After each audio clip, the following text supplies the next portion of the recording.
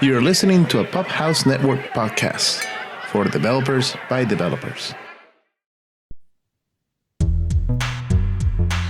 Hello and welcome to the Stack Podcast, episode 20. What year is it? What day is it? Oh yeah, that's right.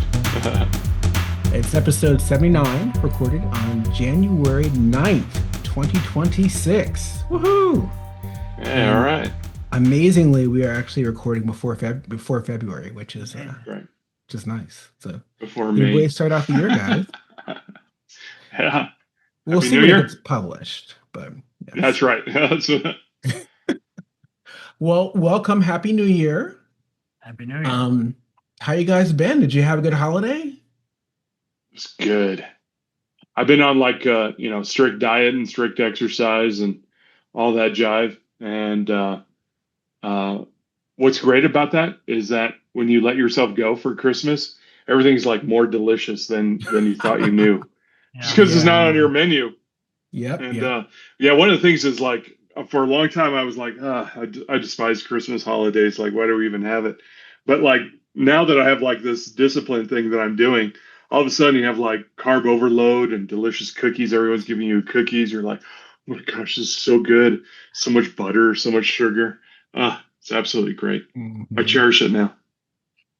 I'm not on a cool diet, but I don't eat a lot of sweets usually. Yeah. My family is always like having a dessert, and I'm like, hey, have fun, guys. Yeah, sure. But over the holidays, I was like, you know what? I'm eating dessert with everybody else. It's great. I think there's also like a dirty little secret. Everyone like gives away their sweets to somebody else. Oh, look, I'm so giving to you. But I think what it is like everyone wants to vacate all the sweets for their New Year's resolutions. Oh, yeah, definitely. So there's like this trade happening, and it's a little bit subversive. Well, my one of my sets of in-laws dropped off like all these. Here, I love you so much, Kito. Look at this cake. Look at all these cookies, all for you. Mm-hmm. Right? And my they dropped off these. I don't know what they are, but like these little like crispy, buttery things, but they're really tasty. And then my cousin baked this like apple cake thing. Come on, what? I was like, this is delicious because it wasn't super sweet. It was just like, that was good. So fun times. Yeah, absolutely. What about you, Josh? So Danno ate delicious food, and I can see you've lost a few pounds, Danno. So yeah, getting there. Yep, thank you. Definitely. No, I just spent some time around the house doing things. It's funny how you think you've got a bunch of ideas of things you want to do while you're off work, and it just doesn't get done because you're busier than you thought with all the other things. So yes, it was pretty much nonstop, just doing things, but it was nice and relaxing at the same time, not to have to stress out about work. So yeah, that's good. I was the same. I always had that problem. I'm like, I'm going to do this, and then because I for some reason make myself think that I'm not like entertaining families the entire time, or something. Yeah. And it's important you set low goals for the holidays. Like mine was just like my Japanese video games that I have, like I'm still working on it. But Assassin's Creed has a Japananize style game, and I'm playing Ghost of Yatoi, and that's awesome too. So that's all my what all my goals were. Just play video games. That's a very good goal. Definitely. Yeah. It's like for us, we always we like to host Christmas, so we did that, and then we had like 2 sets of cousins come over, and like so we were like entertaining the whole time basically. And then we got sick because my daughter was sick at the beginning of vacation. She was like sick at Christmas, and then I got it, my wife got it, my son seemed to be fine. Wow. So then all my family got sick too. Whatever has happened to everybody on Christmas. Yeah, and it wasn't COVID. It could have been the flu, even though we had flu shots, but I know there's a weird strain going around, But yeah, it's like I felt like everybody left, and then I'm just still sick, and I was like, okay, this is a great vacation. Yeah. Whatever. It was It's good. I think it was AI. 24 hours around our house, but yeah, AI, I agree. 24 AI. hours. Yeah, it wasn't. It was like one day was like a nightmare, and then it was over the next day. Well, that's good. I see. I would have preferred that. I would prefer like the nightmare versus like, and it's funny, my dad got it, but like since he wasn't like entertaining people, everything, he just like basically he was staying with us and he just like he's like, okay, I'm taking day cool and sleeping all day. Hmm. And that's what he did. And after like a day or two, he was fine. I'm like, great, you're fine. But Yeah. so. All right. Well, anyways, we only have Josh with us for about 15 minutes. And then Danno and I will continue to ramble as we are very good at doing that. Oh, I could be here for an hour. Oh, wait. Yeah. Yeah. Oh, that's right. It's, Yeah, it's, your it's time's a 12 little bit o'clock off, your Kito. time. Yes. Okay, awesome. Good, good, good. Okay, so we'll all ramble. So, because we'll be done by then, Josh, because Yeah. we are very good at making very quick, concise episodes of the Stack That's podcast. right. That's why I say if your job is programming dates and times, go find another job. Those things are hard, man. Yes. All right. Well, so this year we're just starting out with just the three of us, obviously. I think we will bring on we've got this huge list of awesome guests we want to invite who will most likely accept, um, assuming they have time. But so we'll probably start that next month. But this time it's just us, and we have a few news topics, and some tools and some random discussions. And of course, we'll talk about AI because that's all people do these days. Um, but so our first news item is the Jakarta EE 12 release plan. So what's up with that, Josh? So right now it's still kind of like not 100% going to happen in this time frame, but right now it's set down to be releasing in Q1 2026. So the release would be coming probably around June or July for Jakarta EE 12. And what would this release bring? Well, it is going to bring, of course, some support for Java 25, which would probably be one of the biggest reasons to move to it. But of course, each of the APIs is going to have their, little additions or changes as well, like usual. So this will be one to keep an eye on. If you haven't yet gotten to Jakarta EE 11, probably should start looking at that because, of course, it's probably more difficult to jump from 9 or 10 directly to 12. So it's better to take a step here and there. So yeah, it's time to upgrade to Jakarta E11 and get ready for 12. Yeah, and like I just want to echo that. Like, a lot of what the work we do these days is with older Jakarta EE or Spring apps. And a lot of these people they get stuck in this situation where they don't upgrade and then like 10 years passed and they're afraid to upgrade anything and they have all these security vulnerabilities and everything. So I would encourage you if it's at all feasible to just upgrade to a more recent version of whatever runtime you're using, just go Yeah. for it. Yeah, there's some Always. newer. I know that this wasn't on the sheet either, but there's newer. What Spring? There's a newer Spring boot coming out as well. I don't remember the version number. Sorry, Michael. Well, But yeah, the latest Spring boot too. You should be looking into that because I know they're doing testing on it right now. that's a really good point. I know Spring 7 came out in November, so Okay. That Spring Boot or Spring? Spring Framework 7 came out in Yeah. November, which means Spring Boot looks like at 401 right now. Okay. yeah, and that just came out actually. Okay. Yeah. Yep. So I'm the only Java programmer that doesn't use. I don't think I'm the only one, but no, you're not the only one. I But use it here. It's good it's for things, I like Spring Boot just fine. Yep. And Spring Framework is amazing. A lot of the things they've done. So Oh but not everybody uses it, right? So yeah, so Jakarta E12. I think a lot of it is just minor updates and everything.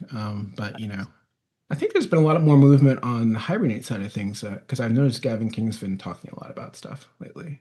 So with Jakarta data or with I think there were just some more changes in just the JPA stuff, but I Gotcha. think there is some stuff with Jakarta data too. So Okay. I just upgraded on my never ending side project of speaker tracks. I just upgraded to the latest Hibernate and Quarkus and everything, and there were some breaking changes with some of the reactive stuff. So definitely worth doing if you can. Yeah. I have like a really tech question for everyone who uses Hibernate. I don't as much anymore. The way I used to use it would be I would have my entity manager and have my query, and then take out the objects from the database, which is already represented. Do you still, as programming, do you still take those entity objects and flash them on your web or whatever your UI is? Like, do you just drag them across your service layer and into your UI layer as entities, or do you translate them along the way?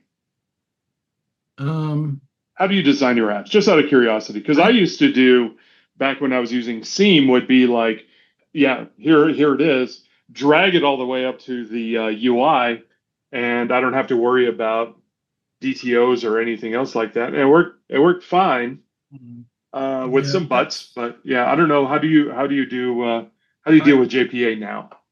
I still do that. And I obviously I've seen different patterns with different clients, but like if it's on our own projects, we still do that because Okay. we don't really want to have to.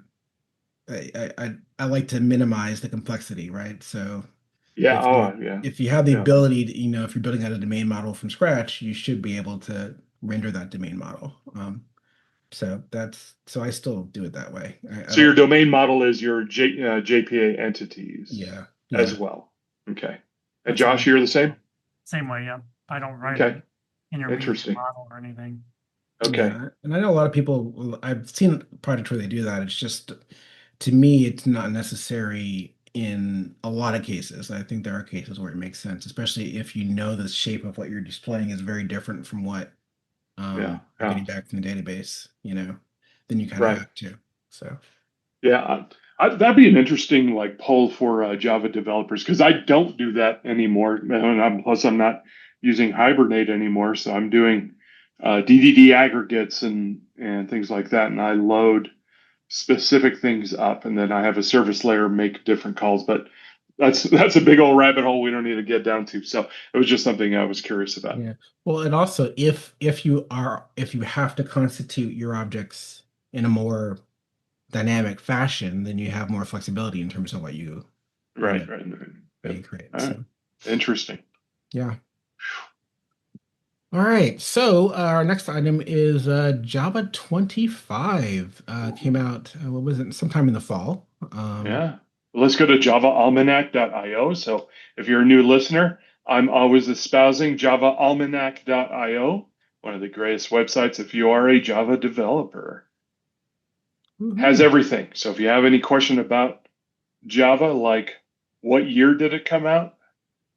And the release date was September 16th, 2025. Yeah, All right. javaalmanac.io. Yeah, fantastic. Yeah, and one of And my go ahead. favorite features in 25 is the what is it? Well, if you click on the Java 25 on Java Almanac, it'll show what's new And Yeah. I am going to in share. language and API and JVM. Pretty slick. Yeah, so primitive types and patterns, module import. Oh, yeah, there you go. Look at that. Yep. Compact So source files and instance main. That one I did at Richmond with Kito, or Kito was in the audience, but I displayed that one. That one really yep. got a lot of oohs and ahs, even though that one was just like, hey, do we need all this ceremony? Do we need static to create a main method? Yep. And all that stuff. So that one, I think that one came officially out. Flexible constructor body, so super doesn't have to be the first one in your constructor or the first call in a constructor that overrides. You put that super wherever you want, with some caveats, of course. Mhm. And yeah, some API stuff in preview and incubator, and yeah, good stuff all around. And wasn't this the one? Oh, maybe it was 24 where they relaxed some constraints on virtual threads so that you could still what is it? You could still do uh static, not static. God, what was it? You could still have synchronized blocks. That's what it was. Or synchronized Oh method. yeah, yeah. I think that one probably is 23. So before, if you were using virtual threads, uh, the synchronized block would do something called pinning, Yep. and so you would kind of avoid that. But they fixed that since then. I don't know which version that came I out, think but you're it's all good to go. Yeah, you're right. It's 23, 24. I think I had a client that I wanted to use that, but they of course went with the LTS version, so they didn't Yeah, use the one. But in 25 right. is LTS. So now remember LTS doesn't really mean anything unless you're an Oracle, unless you actually pay for support from Oracle, Yeah, in which case is very important. Um, or but not Oracle. Could be Right. Azul. If you Yeah, pay for somebody, a support, vendor. essentially. Yeah, Yeah. If you pay for support, it's a good idea to stick with the LTS release. But if you don't, which is the majority of companies, it doesn't matter whether you use an doesn't LTS matter at release or all. not, because you're not. It's not like it's a low quality. Yeah, Brian Getz had mentioned this. Yeah. I don't know where, but it's not that like Java 24 was low quality because it wasn't an LTS, and all of them are high quality. It's just based on your vendor, whoever that vendor is. If it's free, then OpenJDK will dictate what your long-term support is, or whether it's Oracle, they'll dictate what the LTS means. It's just a marker. Yep. Yep. Exactly. Exactly. If you All scroll right. down on that page, it will show you all the different flavors you can download Oh, there, which is nice. Yeah, kind of nice. Yeah. So it again, is. Java One of the JavaAlmanac.io. This is a great site here. Yeah, just memorize it. Yeah. Absolutely. Yeah. Well, Billsoft. All right, cool. So, so you had Danno, in your notes you say discussion of the future of Java. So, what are you talking about there? Oh, just an all around thing. And I was mentioning to Josh that I'm having a. I'll admit to everyone here. Give me a few seconds here. I'm having a existential crisis with Java. I don't even know if I was going to mention it here, but it's not too bad. And it's just a personal thing. I like the virtual threads. I like the structure concurrency, but they tend to have like a program like it's the 1980s or 1990s, which I think is a good thing for a lot of developers. And that's what it brings. So, like when you do a virtual thread, it's just like, start up your thread and do a join, and then, wait for things to, come back, and then you just continue on.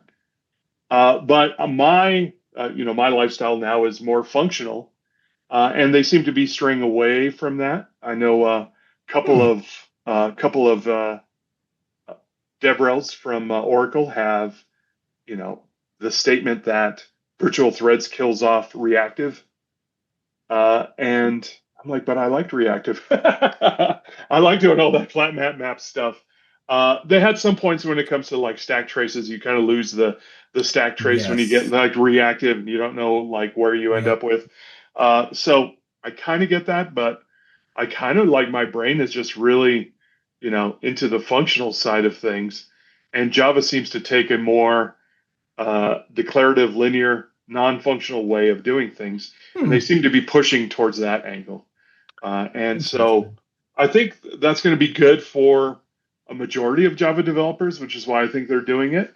But for some of the Java developers who have embraced reactive frameworks and functional design, I think that to them may be a little bit of a step back. But we'll see what happens. That's an interesting perspective because from my perspective, it's like for we really haven't done a whole like I have not done a whole lot of reactive stuff. Obviously, I love all the all the stuff with the collections and mapping and flat maps from a collection perspective. Like that's just Mhm. great. Um, and streams and things like that in general. A lot of the reactive stuff I've done really has been more an Angular side because they're really into it there. Right. But for the speaker track side project that never ends, I said, well, let's try out reactive. So we did it. We used Quarkus's reactive extensions and Hibernate All React right. everything. Mhm. And yeah, it's fast and everything, but it is just ridiculously complicated, the code that we had to write. Yeah. And the stack traces, like you said, are just like awful. And so like I'm not sold on it. At least for the database access stuff, like that sort of stuff. Right. Now for other things, I think it makes sense. And but I do think, I honestly, if I could go back in time and just do everything in a blocking sense and just put virtual thread annotation on it, just the way Carcass does it, I'd be very happy. Because then, Yeah, which I think you'll get. I mean, and I yeah. think your Oh, mindset is of the majority. Like, I don't want to waste time with this. I don't want to deal with bad stack traces. Just let me develop straight and imperatively, and I have a job to do, and that's a good thing. but I do think there's room for both, Yeah. So Yeah. I think that in situations where you are using a more iterative approach, you can do, you know, you can mix and match a lot of the functional stuff, which I do like. I do like Right, right. a lot of that functionality. So, Yeah, yeah, but yeah, I don't know. I yeah, think I don't, and I still think reactive, especially if you look at a lot of the research they did with Quarkus, still if you have something that really needs super high throughput, low latency, the reactive is still probably going to be better. So right. just a lot Well, of one of apps the to things that, evaluate. yeah, go ahead, sorry. Go ahead.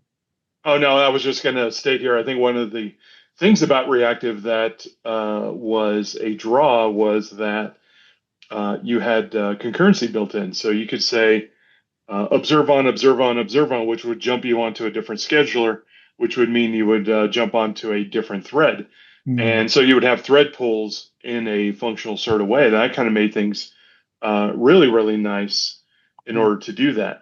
Well, you don't really need that anymore with a virtual thread because the virtual thread is you don't do thread pooling. The JVM manages things on the heap for that virtual thread, and it parks it for you whenever it's busy, and then unparks it when it's ready to go. So you don't have to deeply think about that level anymore. I still like the functional design, but as far as like the thread handling and the pools and things like that, I don't think that's quite as needed anymore. Yeah, I can see what you're saying. So what languages have more of the reactive stuff built in, maybe without the joy of the stack traces and things like that?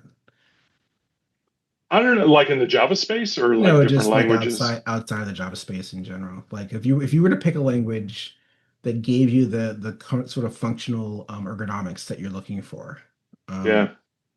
what would it be? I'm into cats and cats effect, and that's on the Scala side. And so what they do, they Okay. have something called fibers, which is very much like the virtual threads, but everything is totally functional. So you spawn a fiber, and then you could just do functional stuff to it. It is a little bit Okay. harder to wrap your brain around. But if you're already in like that functional mind space already, Hmm. that makes things very easy. And I like Haskell too. And as far as functional, since everything's functional, everything's lazy. When you want to deal with threads, you go about it in a functional way, just like everything else. Okay, that makes sense. Yeah, Yeah, it's interesting because it's if you look like the most popular languages, like Python and Java and JavaScript, like and slash yeah. TypeScript, none of them are purely, they're all like hybrids, you know? Yeah, and like Python, I think tends to lean on the imperative side, and I think Java sees like Python and Go, particularly Go, and I think Mm, Go is very imperative as well. It's like a yeah. better C, as stated by some of its developers, and that's why they absolutely love it. So I think the general populace loves, the non-functional. I'm just going to declare whatever it is I want, and then we'll roll with it. I Right, right. think. I don't know. It's just opinion on myself. Makes sense. All right. Anything to add, Josh? You've been quiet. Yeah, no, I'm sticking more with the Java and stuff. So Yeah. Right. I definitely have also dabbled in the reactive and everything, but it's just not something I've really wanted to venture into. But Wow. of course, like Kito mentioned, it's another tool for the shed, right? So Right. Mhm. Right. there are some cases where it's probably better. And if you know it, and if you know both, procedural, and regular Java and functional, then you probably can get more done. And Yeah. Sure. Yep. it's the best tool Yep. for the job. Absolutely. Yeah. All right. So, our last sort of generic news item is NVIDIA launches the Vera Rubin platform. And I if I don't know if I mentioned this too much, but one of my favorite podcasts or set of podcasts are the This Week in Tech podcasts. Been around for a long, long time. And they are, they have one on Mac stuff and one on like general like Windows stuff and one on Google and just a general This Week in Tech. So they have several different podcasts, but they also have a new one called Intelligent Machines, which I just noticed, which is all about the AI stuff. But they were saying, they were talking about the CES show, and the CES is the Consumer Electronics Show. It's in Vegas every year, and usually they have all sorts of weird stuff and a lot of concept things. And of course, there's a whole bunch of AI stuff there this year. And NVIDIA was there, and they did a keynote, and they announced they're launching this Vera Rubin platform, which is sort of the next generation of their chips. Their previous one was Blackwell, I believe. And what I found intriguing about this is that this one, the Vera Rubin, can train a mixture of experts, the MOE AI model, in the same amount of time as Blackwell while using a quarter of the GPUs and 1/7 of the token cost. Um, Uh-huh. And that's so I was like, wow, okay, that's actually pretty significant. And apparently they're releasing it ahead of schedule, which seems very rare in computing. So I don't know when they're actually, when people are getting this. Apparently NVIDIA has orders to go through the next year. So like they're everyone, like all their production for 2026 is apparently taken. So I don't know who's going to get these new chips. But I thought that was fascinating, and I think this sort of dovetails. I think we can jump into it now or later, Dano. Some of the things you're talking about with AI in general. Because one of the things, and of course, we're talking here about generative AI because that's what is the what's taken the AI moniker these days. But one of the big issues with it is that it's extremely resource intensive and uses like a ton of electricity and a ton of water for cooling.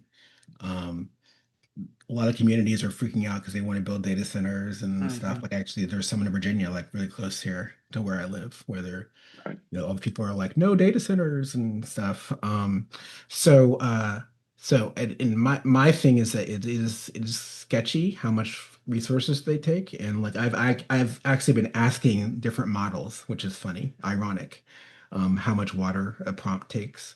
I've gotten different answers. Um, Uh, but but I do know that since it is expensive and all these companies just want to make more money, they know that they can make more money by making them more efficient. Um, so I'm glad that like the next generation of the NVIDIA ones are actually going to be a little more or a lot yeah. more efficient. We'll just have to deal with the pollution of what to do with the old ones. But Exactly. It's like no one's going to get rid of them until like they're totally useless, right? So right. Yeah. Yeah. Yeah. We're yeah. It'll be stuck. So interesting Yeah. to see 15, I would say it'd be like 15 years from now or so, when we have all these data centers all over the place and they're not mhm. needed any longer because we have such efficient models now. They can run in Mhm. something that's a sixth of the size, you Exactly. know. Yeah. Gonna get That and also reclamation may be a little nasty, or it could just provide movie studios or other space for other things. I think there is going to be an efficiency over time. But the initial cost that we're taking in now is just absolutely ludicrous. Yeah, it is.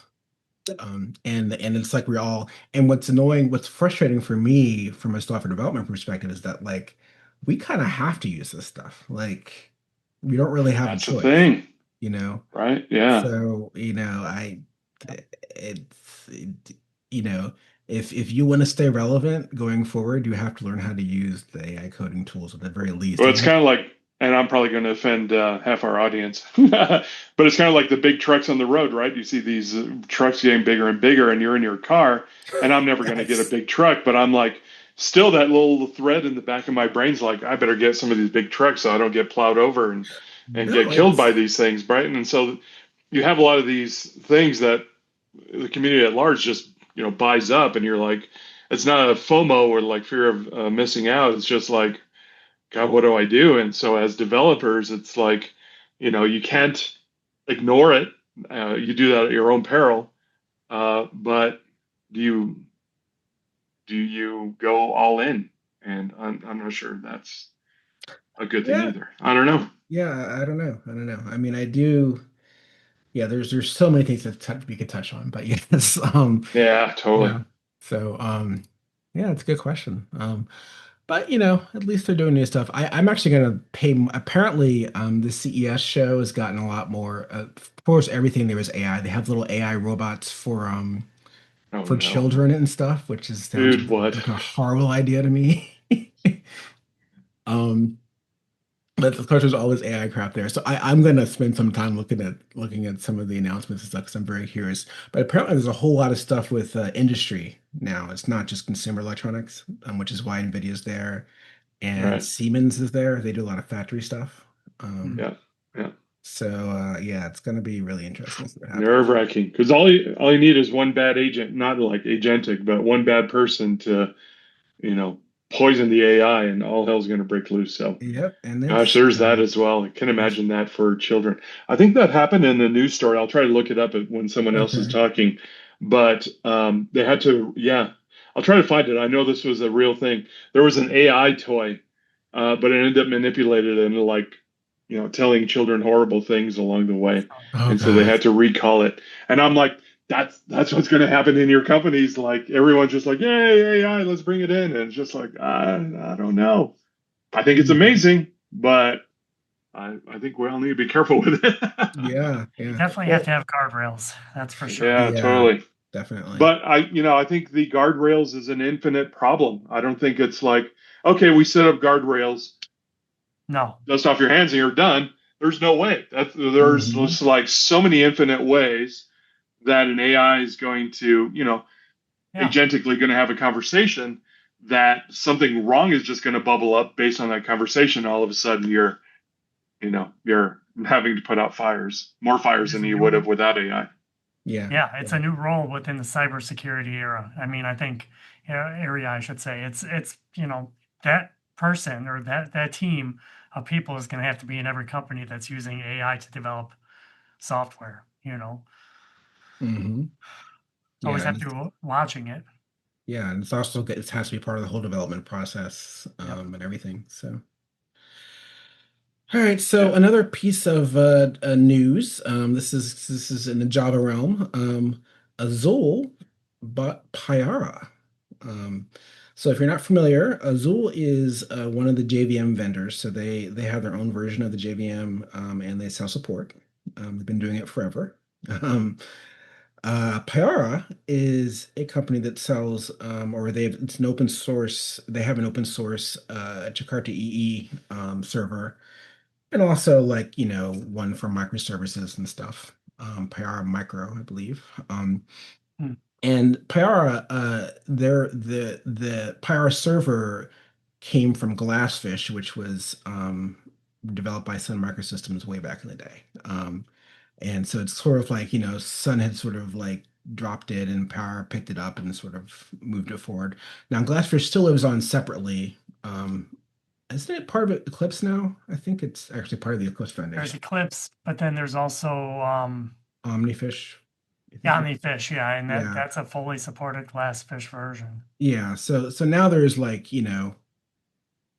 support for Glassfish, but for a while it was sort of lagging. But Mhm. anyways, Payara is like a fork that's, grown and matured all on its own. And that company they've been that company's been around for a while, and now they are owned by Azul, which is interesting because so they'll basically have this sort of whole stack, right? You can if you want the whole Jakarta EE thing, you can get that with the Azul JVM and everything. But it makes a very interesting company. Um, Yeah. For All in one. Yeah. Yep. yeah, yeah. For quite some time now, if you use Pyra and if you have a agreement with them, enterprise agreement, you can use the Azul, runtime or JDK, and they supported that. Like Okay, it was like a supported version. It's like buying support from Oracle for Java, right, basically. right. So that partnership has been going on for a while. So it was not a huge surprise to me to see this, but I was kind of still a little surprised that because Payara has been doing so well. Um, it just could be doing better now, I guess, with when they team up with Azul. So Hmm. And Pratik Patel, who's one of the co-founders of DevNexus and several other conferences. He works at Azul, and so I'm always like, who buys support from Azul? And he mentioned all these big companies and everything, so I was like, oh, okay. Oh, So, I could tell you that because I do just a little thing with Azul now and then. But their okay, their angle is people who have to pay for VMs, which are a lot of companies, hmm, but they don't want to pay Oracle and they rather pay half the cost. That's who yep. Azul's yeah, customer base is. right. And they're usually companies that have like hundreds or thousands of JVMs, right? Like Right, they have right, right, massive, right, massive installations of Java, which makes sense. If you got right. that big of an investment, you want Yep, support at the JVM level. So, right, right. We should bring them on. you should. Mm. They've also got Simon Ritter. He's a very Yep, we got well-known Simon also. architect out there. He's good. Yep. Yeah, Yep. you have to have a Simon. Right, we were just talking about Simon Maple. Yes, we were. Yeah. Do we have a We should, Simon? We yeah, got to get one here. we should get Simon Maple on too as well. Yep. Because I'd like to because the uh, Simon Maple is another sort of evangelist that's been in the Java industry for a while, but now he's working at an AI startup called Tessel. And so he's got a very interesting take on everything too. So cool stuff. All right, so tools, IntelliJ 2025 3 came out. When did that come out? That just came out in 2025. The third quarter, I believe, is what that goes for. I'm Okay. pretty sure, but I'm not exactly Yeah. sure of the full, the date. But I can tell you that it does bring forth lots of performance enhancements and updates that are just designed to streamline your productivity. You know, the productivity enhancing features include unified distribution, command completion, Spring debugger improvements, and an islands theme. So I guess that makes it more productive. And then there's That support island for, theme, beautiful, absolutely beautiful. I use it. I've been using it all the I've time not now. seen yeah, this. It is absolutely beautiful. Ooh, yeah. I like it. I'm gonna try it. If you Yeah, like it, then it will definitely help you out because, you It'll make it know, yeah, more productive. yeah, I like things that are dark UI. If I have a lighter UI, it does kind of make it a little more difficult for me to read and stuff. It's a little yeah. easier to flow Yeah. with darker UI. So yeah, it's nice. Yeah, I like And it. this is It's one of my hypocritical. I hate AI, but this is the AI I use, and so I use ChatGPT and I use uh, the assistant AI Yeah. here in IntelliJ, and they yeah. actually have, and in case no one's heard of this, I'm sure both of you have heard of this. What called Agents MD or whatever is just a file for whatever your preferences as far as development goes. And I guess I'll add this as my pick. If you are going to be using AI as part of your development, it should be important for you to include your own file. And you could attach a file to your project that states, hey, AI, this is the way I like to develop. This is the folder structure that I like to use. This is a style I like. I'd like to do more functional than imperative, blah, blah, blah. And it's kind of like your own personal constitution of how do you wish to design? And then AI would use that in order to provide you better answers. Nice. Yeah, which is pretty handy. So yeah, they've also got support for Spring Boot 4, and Spring Framework 7, Java 25, Vitest 4, or which is I think that's for Vue, if I remember correctly. And yeah, this is actually something I wanted to mention, is that they have native support for the Claude agent now. So this is fascinating to me because I've actually been using the Junie agent, which is their own AI agent, a lot, and it's gotten a lot better. Like it used to be it used to be good, but like not incredible. It's gotten a lot better now. But I have been meaning to play with Claude Code because everybody loves it. And so I'm probably gonna try the command line version of Claude Code, but also try the JetBrains integration to see how it works. So right. I've not used the JetBrains IntelliJ AI yet because I use it for work and I can't really use I can't use anything in the cloud really for work. Right. So I think actually I don't think it's configurable. A lot of these tools actually will use Olama if you want. Yeah. But I don't think Junie does. I think Junie wants you to use like, Claude Opus or something like that. Yeah. So. Yeah. And so for the viewers that are not caught up in AI, the Olama is the local, I think they call it native. Am I correct or incorrect with that? That's a native AI, meaning it's running on your own machine. I don't know if that's the appropriate term or not. Yeah. But yeah, there's you another download different one. models and run them on your machine. Yeah. Right. The only thing I've found that's a problem with that can be problematic is that it's pretty slow. It is, yeah. So you really have to wait. It's not, it's kind of it kind of draws the line between, how productive can you really be when you're waiting for this thing to give you a response, Yeah. I find the local models work well if you're using it for chats. But yeah, for coding, I think it'll be a little slow. Yeah. Unless you have a data center in your house.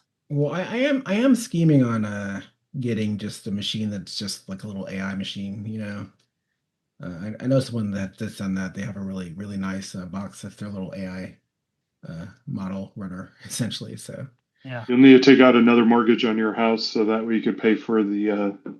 I think more of the RAM rather than the GPU. For some reason, really, RAM costs have skyrocketed just because it needs to store everyone's context. Right. Yeah. So yeah. Wonderful. Crazy. All right. So moving on to some AI stuff, as if we haven't mentioned enough AI. So Josh, I think you had this one. I'll let you describe it. Yeah, so there's a new project that is being started within Jakarta EE. This is not really part of the umbrella, I don't believe, is it, Kito? I think No, it's not. So it's not. When you go to upgrade to Jakarta EE 12, this will not be part of it, but you can get this project separately. It's Jakarta Agentic AI, Jakarta Agentic Artificial Intelligence, and it's all about starting to design AI agents with Jakarta EE. And so this is going to give you an API to develop agents is basically what it's targeted towards, which is I think it's great that we're seeing some of this go into Jakarta EE, and because typically in the past Jakarta EE has kind of been behind the curve, and things like Spring and Quarkus and all of those really get into this area quicker. And I'm not saying that Jakarta EE is ahead of the curve on this, but they're coming to the point where they're with this particular project, it's bringing it in line with some of these other frameworks, and that you'll be able to start to develop agents with Jakarta EE. And so I think that's a good thing. It's something to keep an eye on anyway. Yeah, it's not out yet, but Right. it's started at least, which is nice. Yep. And like, just there's a few things I want to mention here. First of all, everyone thinks that you have to use Python to write, not everybody, but a lot of people think you have to use Python to write, um, you know, applications that are agentic applications or Mhm. applications that work with AI, and that's not true. So you can pretty much use any language, and Java works just as well as anything else. And so there's already a few ways. Like if you want to write an agent in Java today, you could do it with LangChain for J. Um, I don't think last time I checked, Spring AI didn't support like fully agentic apps yet, but they may have added some support since They've then. got some Okay. support there now. I'm not 100% sure on how far you can go with it either, but I know that they've Okay. got an agentic AI uh, branch now. Okay, that makes sense. But Lane Chain for J is probably the best choice. And then there's Embabel, which is started by Rod Johnson, who was the co-founder of the Spring Framework initially, way back in the day. And I've not played with it yet, but it's from what I've heard, it's very capable. So there's already some choices out there, and then Quarkus has integration with LangChain for J, um, and there's also a CDI extension for LangChain for J if you want to just use if you're using Jakarta EE or CDI and you want to use agentic stuff. So there's already ways to do it. Those are just the ones that I've looked at. I'm sure those are not the only ways, but those are probably the best choices. So the agentic AI specification is really just saying, okay, Jakarta wants to have a standard way to do this that works on Yes. different Java platforms.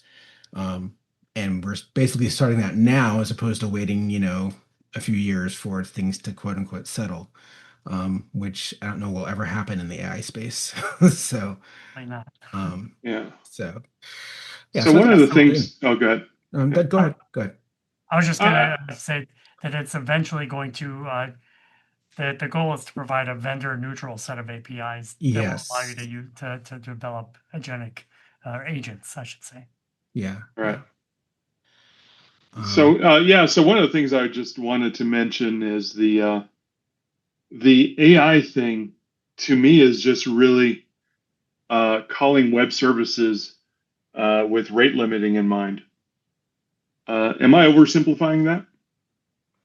I think a little bit, but I mean, Like agentic is really a REPL for the AI to have a conversation with.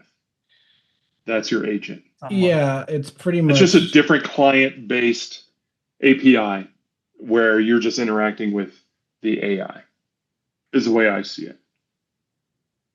yeah. I mean, I think a lot of the work is more about like orchestrating how it's supposed to work. But yeah, at the end of the Yeah, day, if you're asking a model how to do stuff, and then the right. model's telling you, and then you're helping it run stuff with, MCP or whatever, and Yeah, you're basically using a model as sort of a brain, right? And then it's right. your job to make sure that number one, you have proper guardrails that you That's the hard part. The security is probably the harder part. right. And then also there's work in terms of deciding what model to use, like maybe using different Right. models for different Oh, things, yeah. The you performance, know. that's a good point. Yeah. Um, yeah, and uh yeah, just all those sorts of things. I think it's really just more orchestration. And I think of a lot of it as sort of like just workflow engines, right? It's like we used to when we wrote workflow engine like a workflow engine before, it was like, basically you write like a state machine sort of thing, right?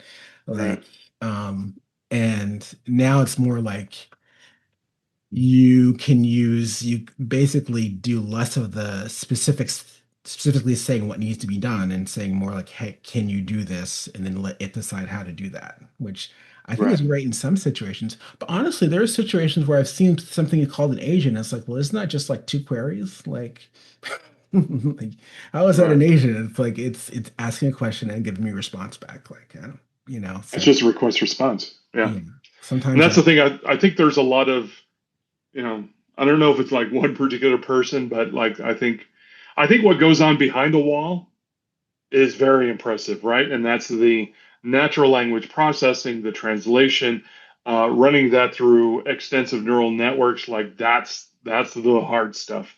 And we don't jump that wall ever. We're just, how do we call it through MCP, which is just like a SOAP protocol, or an agent, which is kind of like a REPL for the AI, or just a request response.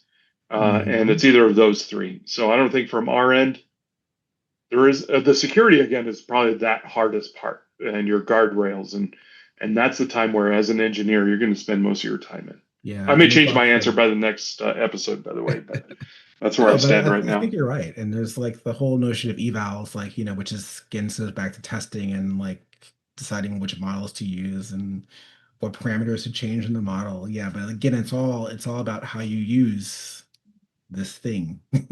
Right. That is complicated and very powerful. Do AIs cache? Like AIs must get the same question over and over and over and over again. Like, instead of having it go through a neural network, I don't see anybody rating answers, but if people would rate answers for what the AI responds to, I'd rather just hit that instead, rather than it go through the entire process there. Is there something like that now? I'd be interested. Or is that our $1 million idea that we should just go make money off of right now? I'm just kidding. I don't know. I mean, I don't know. Other than caching the context that you send every time. Yep. I don't know. Right. I think people do that with MCP now, right? They have their own caching.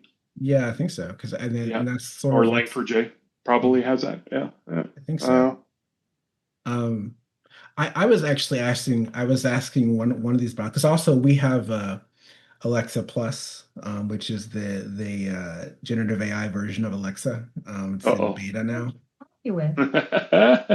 Yes. Hi, Alexa. Are you AI Alexa Plus?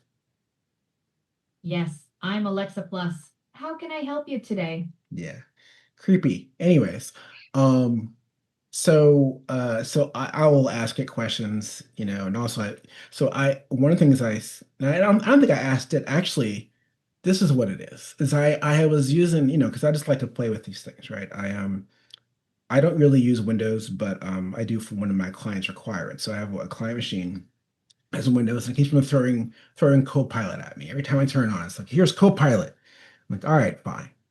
So I asked it, I was like, I asked it about caching. So I've been asking different models about caching, and pretty much they say that they don't really cache. And I even Google, like, you can put in the same query and you'll get a different AI response. And it's like, but Google has to do some caching. I mean, they probably know more about caching than anybody else. Yeah, probably. Yeah, totally. So yeah, so I don't know. That's over the wall that we have to worry about, but yeah, okay. Yeah. So. All right. Well, I had a couple. These are not things I know a lot about, but just a couple of tools that I run across that I'm curious. And if anyone listens to this podcast and wants to talk to us, you can find us on Blue Sky or Mastodon, but also just go to stackpodcast.com. You can find us there, because I'd love to get some feedback on some of these things. So one of the things I recently heard about, which I've not looked at yet, is Kiro, which I will share on my screen for our 5 YouTube viewers. There you go. You just like that because it looks like your name. I'm just kidding. I'm really worried that one of these companies is going to pick my name. And then all this That's right, Kito. Hi, I'm Kito. How can I help you today? But yeah, so my name is spelled Kito. This product is called spelled Kiro, which it's going to cause a lot of confusion, I think. But yeah. So what they say is they're the agentic AI development agentic AI development from prototype to production. So basically it's spec driven. And I have not tried this. I have a friend of mine that's been playing with it a lot. It's actually from Amazon Web Services, which is interesting because this is the first Amazon Web Services product that actually, if you go to the site, it's kiro.dev, like it looks like a totally different thing, as opposed to just the boring old AWS site look and feel. But basically, what it looks like to me is that it uses AI to help you write a good spec, to then use AI to build your application with, which is interesting because there's a definitely a push around spec-driven development, right? Which is basically how can I write English in a precise enough way to generate working code and things like that, right? So, Yep. All right. so it does make sense that if you use an agent to help you do that, like an agent knows what needs to be done to make a good spec, you can write even better spec. So I mean that's my take on this. I have not worked with it, so if anyone has experience with it, I'd love to hear what you have to say. Um, but just another one of the many tools out there to help you write code. Um, so another one that I saw recently is Brokk. Um, and that's Brokk, which is really, and it seems like it's actually um, tailored towards large code bases. And this is definitely an area where I think a lot of AI tools fail is like, you have a code base with millions of lines of code. It doesn't really do a good job of understanding what's going on.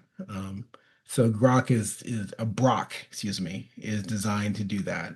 Again, I've not worked with this tool, but I'm curious about it.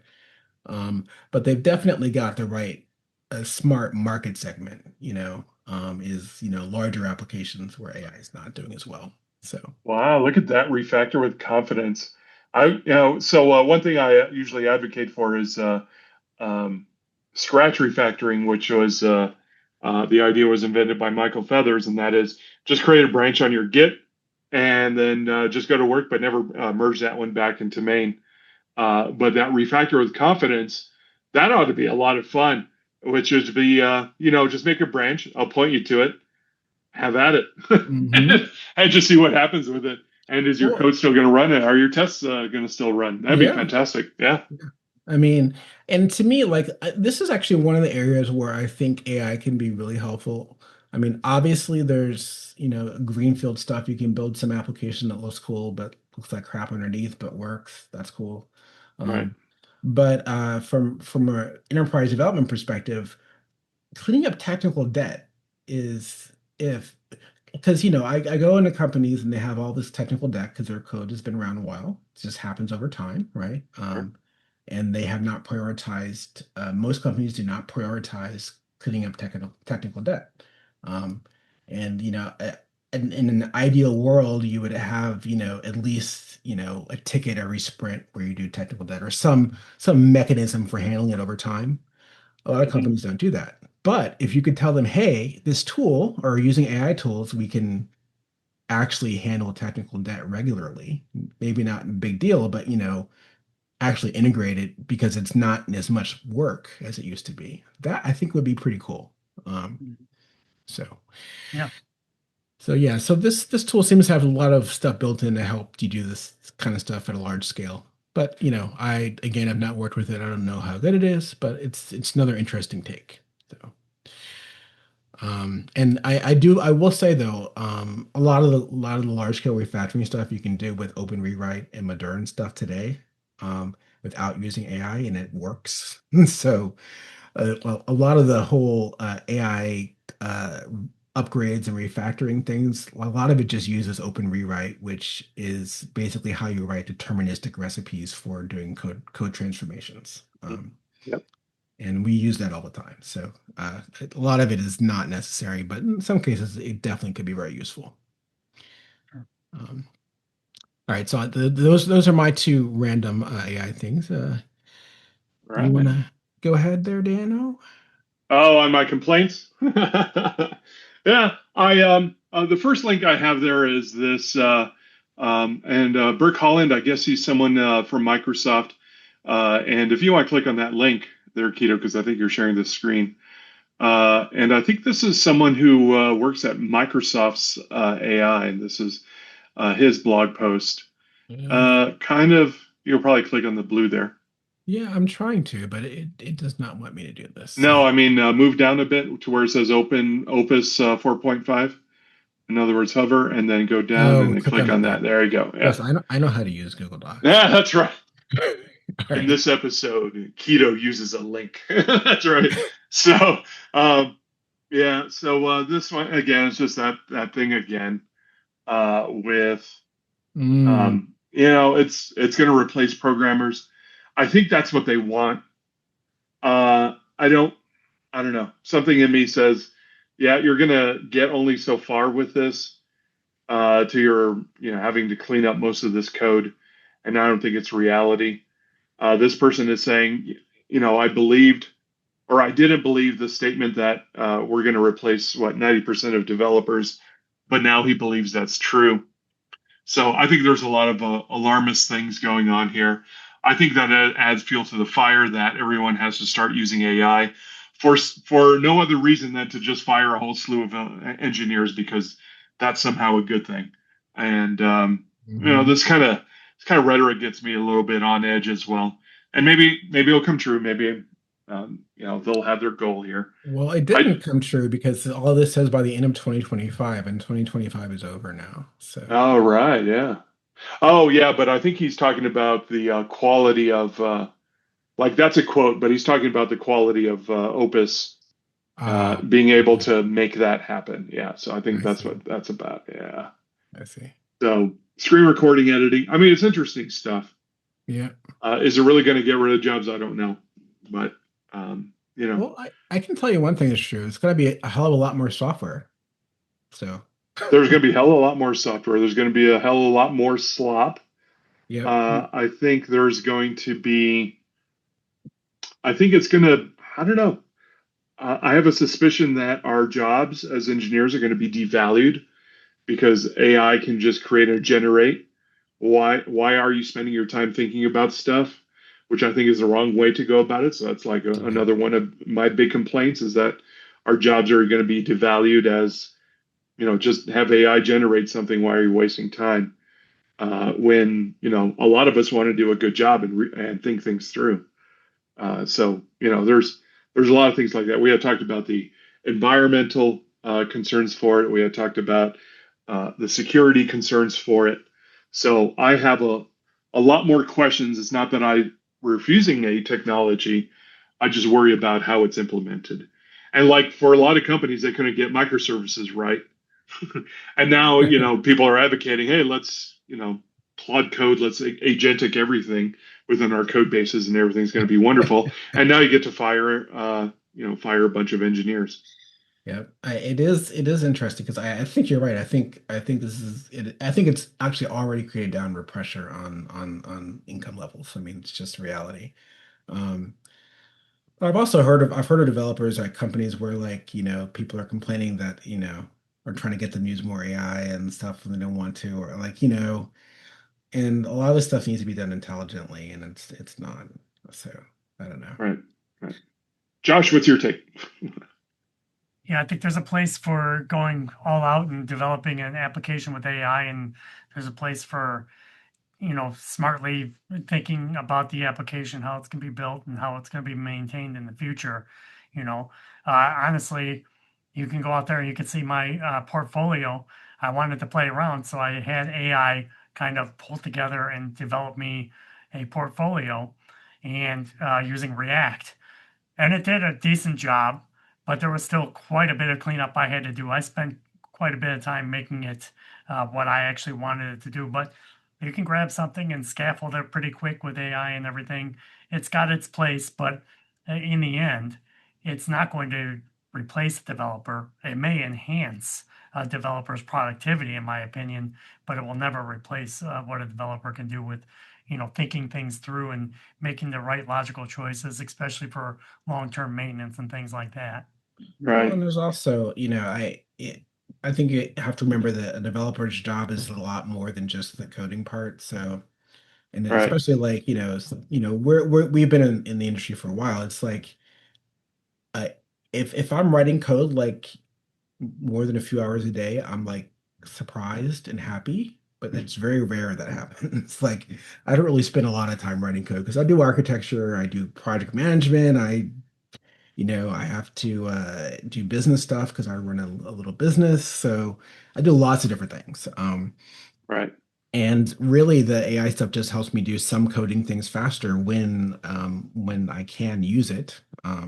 So on projects where I can use it, I'm like, hey, if it saves me time, I'm getting better at using it efficiently than I used to be. Yeah. So I'm going to add here. I think also AI wastes a lot of time. And I think for people who are under pressure, I've done this twice. I'll go and admit that. Shame on me, but I'll express my shame here. And that is, I thought, or sometimes I fall into the trap that I think AI is going to solve the problem for me, that I don't have to look up much of the documentation. Only to realize that if I just read the documentation the first time, it would have only taken 30 minutes, and I would have thoroughly understood the situation at hand. But I should just, read the documentation rather than just use AI. Yeah, because AI is just going to run you on a wild goose chase many times than not. That has definitely happened before. Where I'm like, I should have just read the docs. Yeah, I especially don't like it. I've had it happen plenty of times when you are looking something up quick, like you go to Google and you're used to looking up, what's this flag do for this particular command or whatever. And you ask AI and goes, oh yeah, this is what it does. And it gives you an example. Here's how you use it.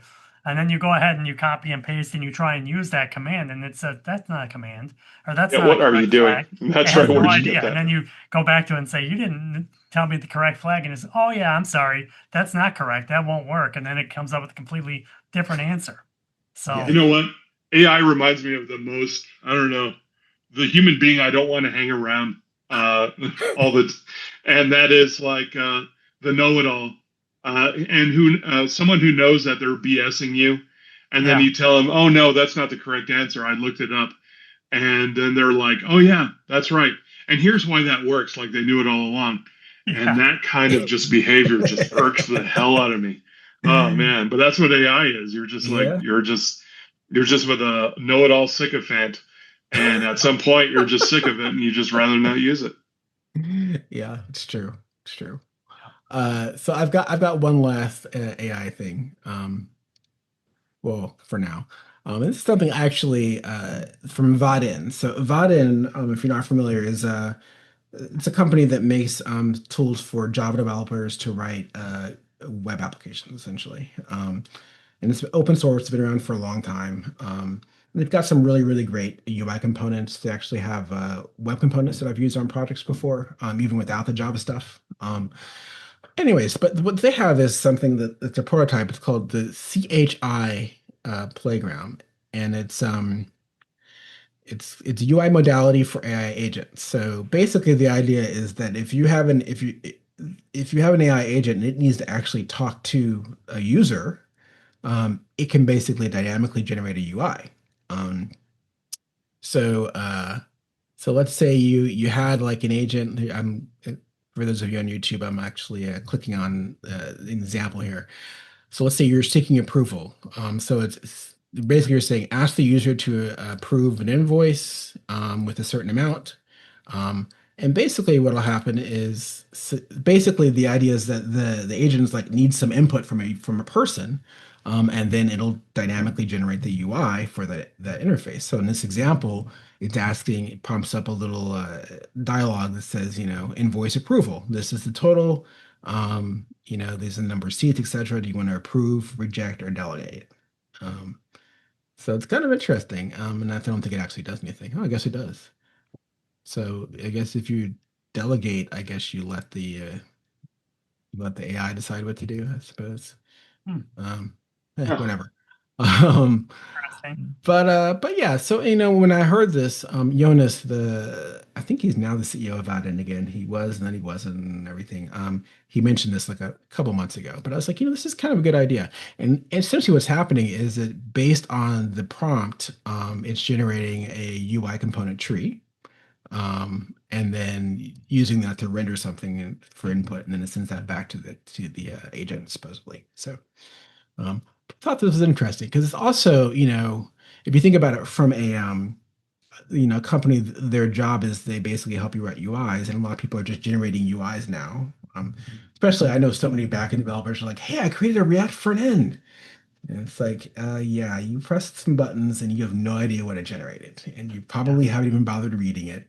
Like, right? I'm not really sure that counts, but okay. But anyway, so this is a good way to sort of, recognize that there's still, even in agentic workflows that don't traditionally have a UI, that there's still a place for a UI.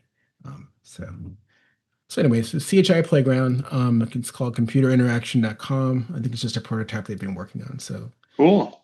Excellent. Yeah, it's kind of interesting. So, all right. So I think we're done rambling about AI. No, we're not done rambling about AI, but we are done with That's right. we are done with our main topics. I think we have some picks. So let's see what sort of fun things we have to talk about now. Heck yeah. Who picked Code Rabbit? I know it was AI. Oh no. Not another AI. That's right. Is this your pick, Josh? Not me. Oh, this No, is you. not me either. Oh, hey, this must have been in a prior one. Oh, See, the okay. Oh, AI you know probably what? put it in there.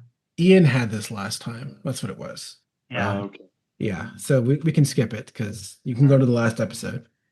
I just wanted to mention with one of my picks that Quarkus AI is looking pretty slick. And if you're interested in learning about some of the things you can do with Quarkus, and really, if you've never used Quarkus before, it's almost like a I don't know what, there's not really a good way to describe it, but it's a great framework to use if you're using Jakarta EE, especially, standards based applications and developing with Quarkus. The AI tools that it provides you now are quite sophisticated and they do a pretty good job. If you can look at the screen there, if you go to quarkus.io/AI, this tells you different things that will be a benefit if you're using Quarkus with the AI. And right there, it gives you a hint that it's using, enterprise AI blueprints for Java with Quarkus and LangChain for J. So it's using LangChain as well. And one of the people that you can follow that is providing some great information on Quarkus is Marcus Eisel. And he's a Java champion. He's been doing this for a long time, and he's got lots of great posts. I think specifically around the holidays, he was writing some really good ones. There was one for developing a Santa AI tracker or something, and it was pretty cool. So just wanted to kind of put that out there, something kind of fun to look at if you're interested in learning something more about what you can do with AI and Quarkus. Nice. Yeah. And then another one, I just actually posted it in there. This is kind of for me a little bit. I've not used this yet, but I'm interested in using it. It's called MVNPM. So it's basically hooking Node or NPM dependencies into your Maven or Gradle project without installing Node. So you just put this directly into your, you can put these dependencies in your Maven project, and it will pull the NPM package dependencies into your project. So I was really interested in trying to use this with something like one of the libraries I use is ArcGIS JavaScript API. Oh yeah. And you have to use Node front end to really set up their packages if you're trying to use modules for the JavaScript. And so I was thinking I was going to try and use this and see if I could get away with not using Node and just using Maven instead within my Java application. How is this different than WebJars? That I'm not sure of. I don't use WebJars.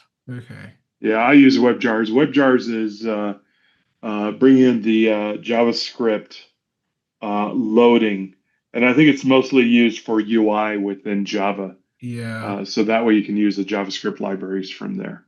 Yeah. But this one looks a little bit different in that you're using the dependencies. This is more like backend, it looks like, than it would be front end. Yeah. I think. We usually use WebJars when we want to provide a JavaScript dependency for the front end side of things. Okay. But yeah, I guess this is a little different. I just happened across it the other day and thought, this would be something to check out, possibly. Oh, it's actually this is related to Quarkus. Yeah, that's actually, I was looking at Quarkus when I found it. So I think it may have been one of those demos that Marcus had written about. It could be. That's kind of cool. Nice. Yeah. And I find it's interesting because I've obviously like most of the people here on this podcast, we're very have a very heavy Java influence, but also worked with lots of different platforms. And I often am using some either Java or JavaScript, and I'm bringing in dependencies written in another language. Like, if I've worked on projects using some like a Node project or something, and I'm bringing in dependencies that use Java, and the same thing goes for Java. I bring in dependencies using Node. You know, it's always there's a lot of you know sort of polyglot stuff going on there. So this kind of neat to see. Yep. Cool. All Excellent. right. I've got a pick. So I had a couple great gifts from my wife for Christmas. So I love fidgets. Not like fidget spinners like little young kids use, but I mean I like little things to use in my hands while I'm sitting at my desk. So she got me these things called EDNZION, Ed and Zion or something. So there's a little come in this little pouch here, and you get, I think there's probably different things you can get, but there's these three little balls. Um, and these balls, they're magnetic, and they all have different textures on them. And basically you can just, play with them, and they're wonderful. So there's a link in the show notes. Again, you can find us at stackpodcast.com, but these are little great fidgets just to have and play with. So that's pretty cool. The other thing I found that my wife found actually is called, I have a hard time pronouncing it, but it's Gitryon, Gitryin. And it's basically just a charging station. But if you've bought charging stations before, like none of them are really that great from what I've seen. And these ones are like modular. Like basically the main box is like it's almost like having a RAID array something, where you can't slot drives in and out. Except what you slot in is like little basically something that plugs into a normal sort of power cable or power a plug inside the device, and it has like a USB-C or a USB-A plug or something on it. And so basically you have a little box, and what you put in is modular. So you can change which things you have in, whether you want all USB-Cs or USB-A, USB-C, or whatever.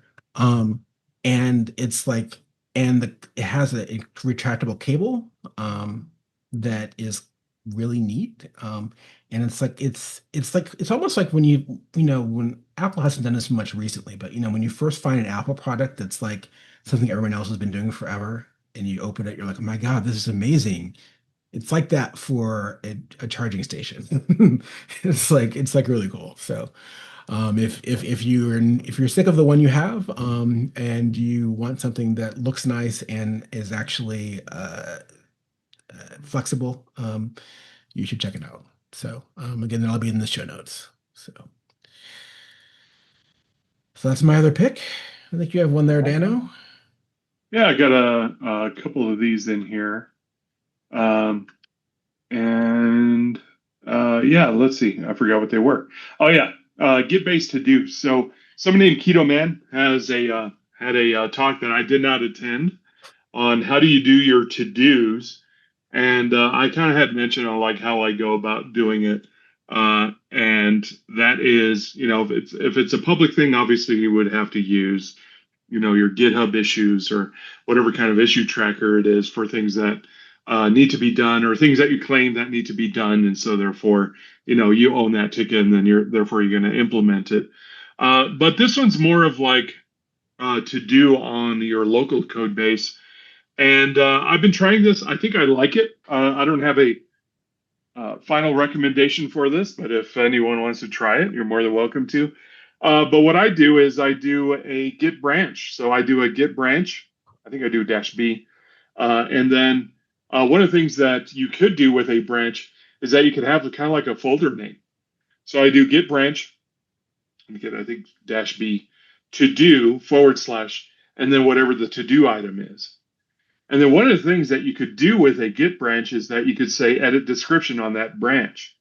So you could give it more of a description. So I think there are different levels of to-dos. One is use your issue tracker for the major things that you need to communicate with others.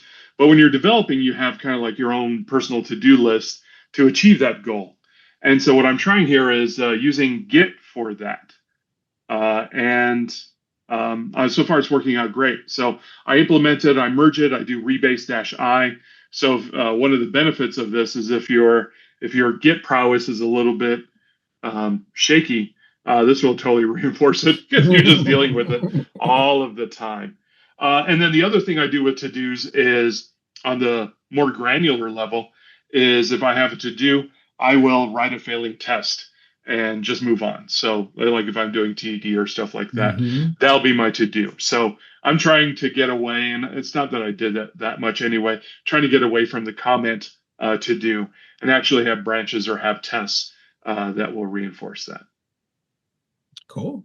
I don't know if that made sense or not, or I went too nerdy there. This one I learned this morning. I have yet to try it. This is from Kent Beck, a person who brought us TDD.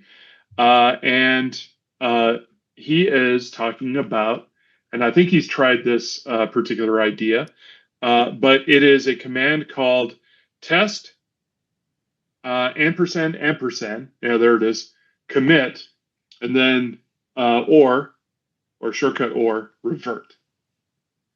So this one is that as part of your TDD workflow, is that you run the test, and if it works, then it just automatically commits. But if your testing failed, it will revert, meaning it'll get rid of all the tests that you just wrote. So you got to do it again. Which almost sounds like one of those school headmasters that are punishing you and hitting you with a ruler and forcing you to think about it and do it over again. That's the kind of thing that it's doing here, which sounds cruel and needless and a waste of time. But if a test fails, then you got to re-implement it again. And so you kind of reinforce your learning along the way. I don't know if I could fully recommend this. Again, I just learned it this morning, but I thought it was kind of a cruel, interesting idea in order to do test-driven development. Sure. Interesting. Yeah. Huh. You can actually write code this way. All right, cool. Yep. Yes. All right. So we have now reached the last part of the podcast. And Josh, I know you've got to go. So thanks for hanging out. Happy New Year, man. Happy New Year. It was great talking to you. And hopefully we'll have you next month. Yes. All right. So, Excellent. Thanks. See you, Josh. all right, take it easy, man. Thank you. All right, so I just want to remind everyone, we are part of a network called the Pubhouse Network, and you can find us at pubhouse.net. And the other main podcast there is, there's two. There's Offheap and Java Pubhouse. And Josh, he's on Java Pubhouse, right? I think he is. Mm-hmm. Yeah. So Josh is on that one as well. So, and for events we have coming up, hopefully this will be out soon, but my guess is these conferences will have already passed by the time you hear this. But just in case it didn't happen, Code Mash is happening next week. I'll be speaking there about getting things done methodology, and that's happening in Sandusky, Ohio. That is January 13th through 16th, not 26th. That's a long conference. Yeah, it's like from January to June. That's crazy. And so that's an in-person conference in Sandusky, Ohio. It's at this indoor water park. It's a lot of fun. It's a polyglot conference. So I'm sure it's probably too late for anyone to go who listens to this, but if you ever want to check it out, it's a really great conference.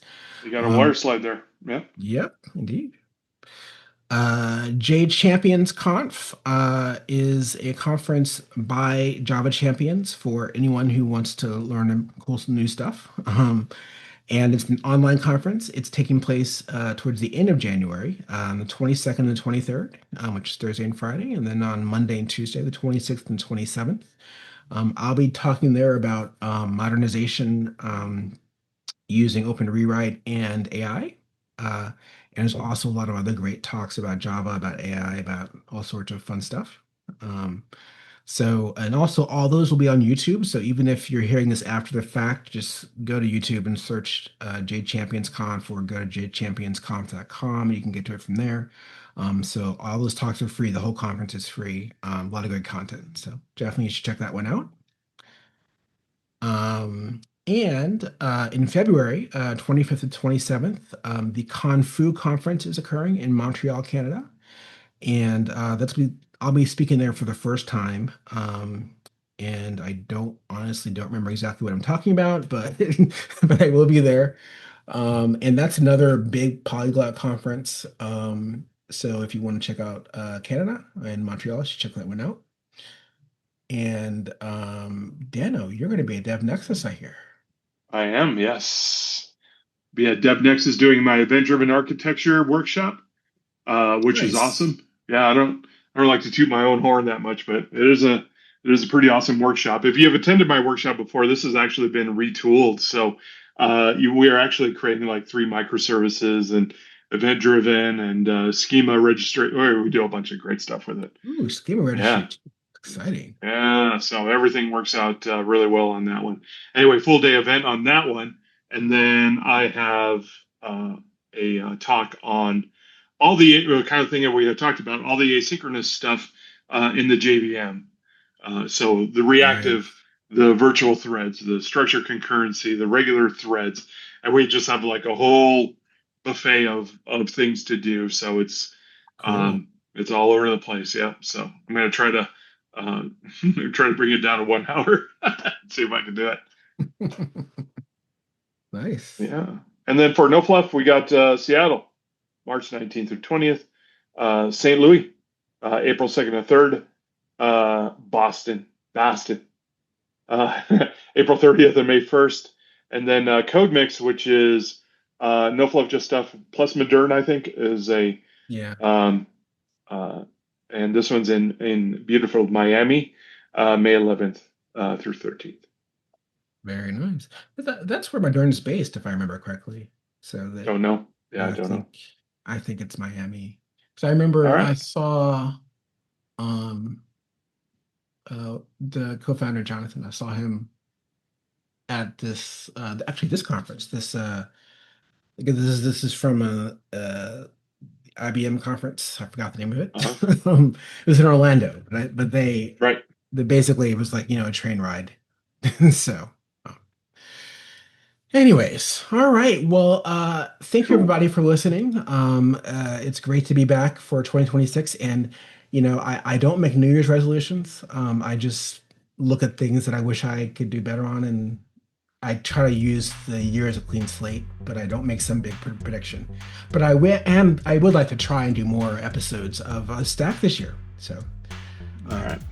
Hopefully, we will record one next month, and I think we'll see if we can grab a guest to join us. So, all right. All right. Well, thank you. Oh yeah, we didn't have a guest, did we? No. Which honestly, I mean, we're very good at rambling by ourselves, So. Sure. Yeah. But yes, well, I think we'll get a guest for next time. So. All right. Sounds good. All right. Thank you for listening, and have a good day. You can find us at stackedpodcast.com.